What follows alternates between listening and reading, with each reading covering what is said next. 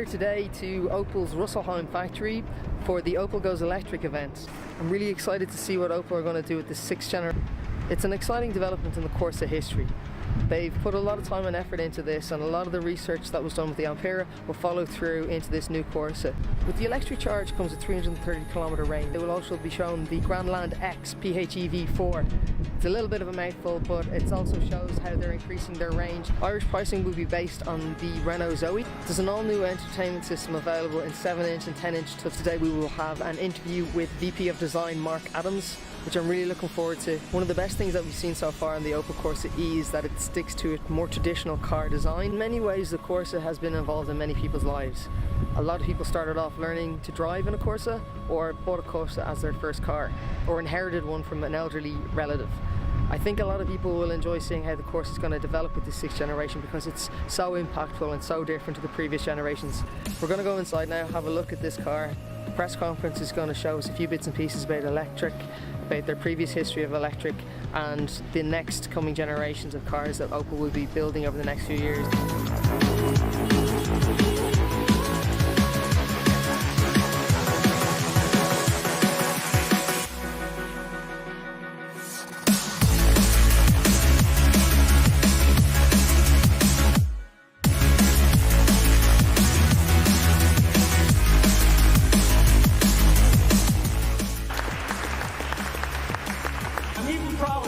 Presented as a pure electric car way before we talk about its more traditional powered version.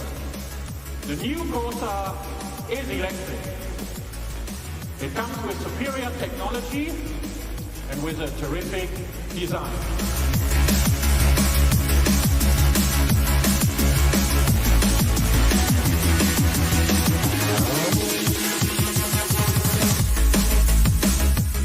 The front of this car, again, it's all about the optical look. We have a really great all-new generation Corsa. It's German, it's approachable, it's exciting, and most importantly, it's electric. The base price for the Corsa-e selection in Germany will be €29,900. And let me immediately add one thing. At this price, you do not get a stripped naked car. You get a real car with a lot of equipment, such as keyless start system, an electric park brake, and probably the greatest amount of safety features in the segment. We're here in Russelheim today for the Opel Goes Electric event. I'm with Mark Adams, VP of Opel Design. It's great to be here with you. Thank you very much for having me. It's an incredibly important car for Opel. And I'd just like to know a little bit more about how excited you were when you heard you were going to be part of this. Well, I mean, it's as I said earlier when we presented the car, it's a real privilege because this is our 6th generation Corsa, and this particular one being the E-vehicle as leading the charge on that makes it a very special Corsa and taking us into the next step of our journey on electrification. So. Yeah, I mean, it's a great opportunity to share and tell you some more about the car as we go. Yes, absolutely. Was there much of a lead-in time on the project itself? Well, the project itself has actually been done in sort of record time, so to speak, because as we became part of PSA, this was the very first project that we picked up to converge onto the new architecture very quickly. So, yeah, we did this not only in record time, but I would say because there was such fantastic focus of the team, I handpicked some of the key members of my team. But what we did then was really deliver an optimum quality vehicle. So this sets new benchmarks for quality and execution too. And did you learn a lot from the Ampera?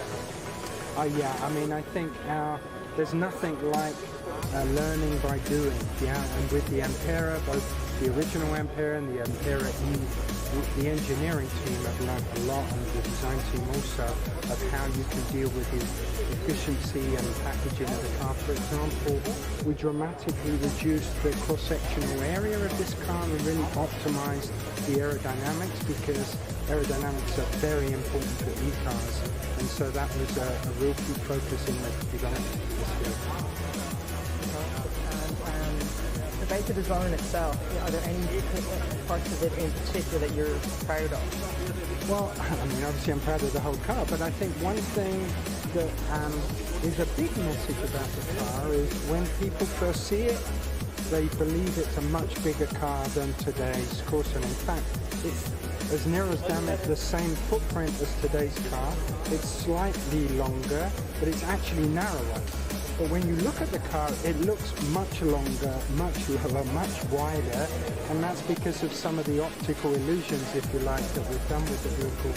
Stretching the wheelbase, really optimizing the package and stretching all the lines to make the car feel much more energetic, more dynamic and more sporty.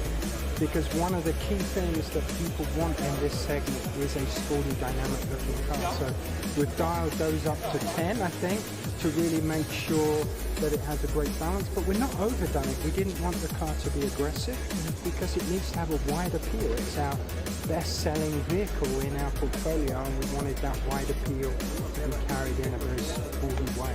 Will the kind of sport athletics stick to the E version? There won't be any GSI or anything, any styling like that further down the line?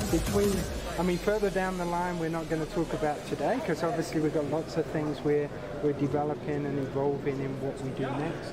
But regarding the difference between the e-car and the traditional car, there's very few differences, and that is because in the early stages of development we tested this car with conventional powertrain customers and e-customers, and the e-customers said to us, we love the car, we just want a sporty look. We're not looking for differentiation, we just want the technology with a great sporty car. And so we didn't need to add all these extra things to try and make it look different for different sake. Those customers weren't looking for that. I do particularly like the fact that you haven't gone down the EV route of having to particularly stand out and shout that we're EV. Yeah. It is the Corsa traditional style, but you've moved it on so much more. And it's definitely an advantage, and it looks fantastic. So. And I think that's important because that's why we're bringing the e-technology, our first all-new e-technology, in at the bottom end of our portfolio, if you like, our B-segment car, because we want to bring it to a wide audience and give people the opportunity to have a great value proposition, but with all this great technology, and you can't get more than a vehicle like this.